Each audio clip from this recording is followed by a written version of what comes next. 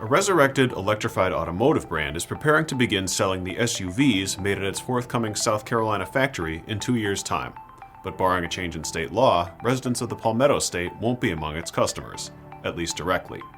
CarScoops noted recently that South Carolina is one of some 20 states that continue to restrict direct-to-consumer vehicle sales. Those policies, which require cars to be sold by dealerships, date back to mid-century legislative efforts to protect dealers from auto industry giants.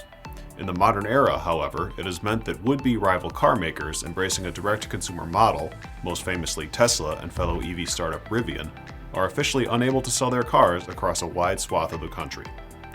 Joining them soon could be another sort of startup. Scout Motors announced in 2023 that it planned to begin making electric SUVs, inspired by the original Scout vehicles of the 1960s and 70s, at a new plant near Columbia, South Carolina. The $2 billion facility in Blythewood is being built with the help of some $1.3 billion in state funding, and officials expect the project to create around 4,000 jobs. Sales of Scout's EVs are expected to start in 2027, and the company, which is backed by Volkswagen, is reportedly hopeful that the state's regulatory landscape could change before then.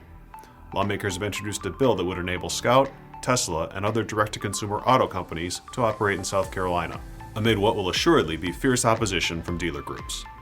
Should that measure fall short, of course, restrictions in one state don't mean that prospective buyers can't procure one in a state that does.